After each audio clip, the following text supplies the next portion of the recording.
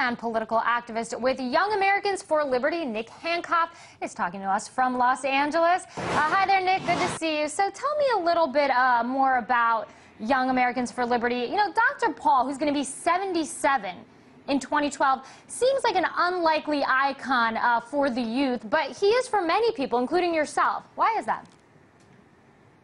Well, Ron Paul speaks the truth, and right now there are so many of us out there who the American media is describing as angry, right? The Tea Party movement was a big part of that they described us as angry people. But I think there's a lot of fear underneath all that anger. And when people are afraid, there's more of a turn towards candidates that have an absolute vision. So whether or not they agree or disagree with all the finer points that Ron Paul makes, they understand that he's coming at it from an honest, genuine position. So there's more people moving towards that absolute liberty message. What we have to look out for is the people who will turn towards an absolutist, statist position. So I think that's why Ron Paul is getting more support now. It's just because he's honest and genuine. Let's talk about media coverage here. You know, there are various theories as to why there have been so many changes in coverage towards him. Some people say that folks just needed different answers, and other people say, look, the channels realized how popular he was, especially on the internet, how diehard his fans were, so they kept inviting him back because they knew it would boost their ratings. Why do you think that this shift occurred?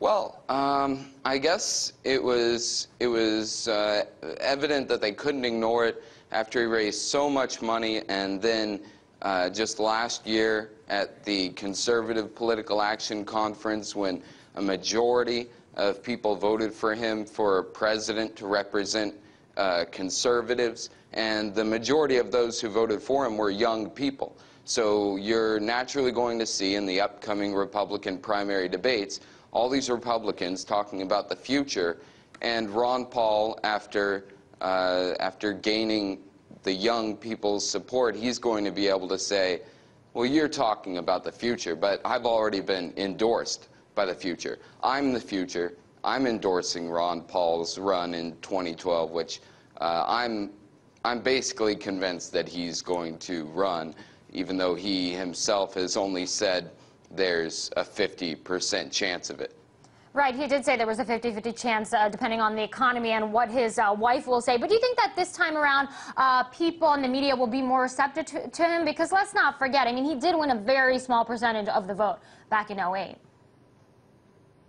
It's going to be a coin toss, I think. I think plenty in the media have warmed more towards him. You can see the shift if you just go through YouTube clips. You can see changes in certain TV personalities over the time that's passed. But I think it's going to be a mix. I think there's going to be those who just bring about the most ridiculous ad hominem attacks against him, and then there's also going to be the ones who see the future for what it is and are just going to try and bandwagon it.